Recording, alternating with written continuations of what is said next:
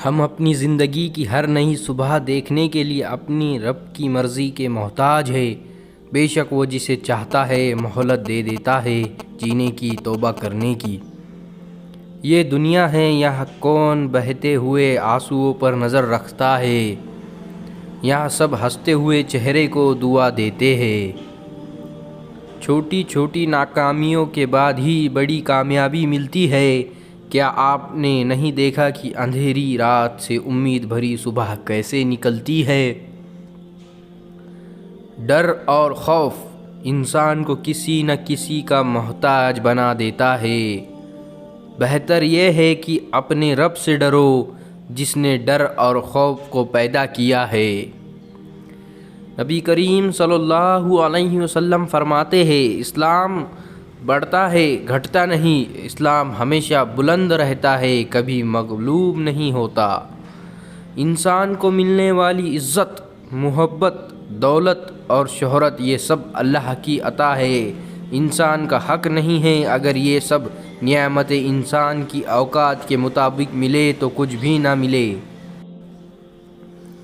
نبی کریم صلی اللہ علیہ وسلم فرماتے ہیں، کھانا کھلاؤ اور ہر ایک کو سلام کرو، چاہے جان پہچان ہو یا نہ ہو۔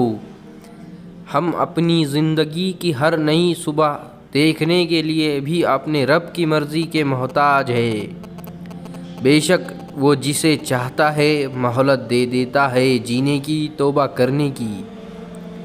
نبی کریم صلی اللہ علیہ وسلم نے فرمایا، یقیناً ایمان اس شخص کے دل میں ٹھہرتا ہے جو اللہ تعالیٰ سے محبت رکھتا ہے۔ نبی کریم صلی اللہ علیہ وسلم نے فرمایا، جس میں 3 باتیں ہوں گی ایمان کا ذائقہ پائیں گا۔ اللہ اور رسول صلی اللہ علیہ وسلم سے زیادہ کوئی چیز محبوب نہ ہو، اپنے دین سے پھرنے کے بجائے آگ میں جلنا پسند کرے، کسی سے محبت کرے تو اللہ کے لیے اور نفرت کرے تو اللہ ہی کے لیے۔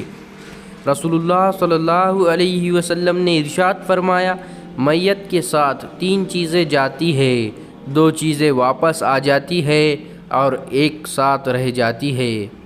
گھر والے، مال اور اعمال ساتھ جاتے ہیں، پھر گھر والے اور مال واپس آ جاتا ہے اور اعمال رہ جاتے ہیں۔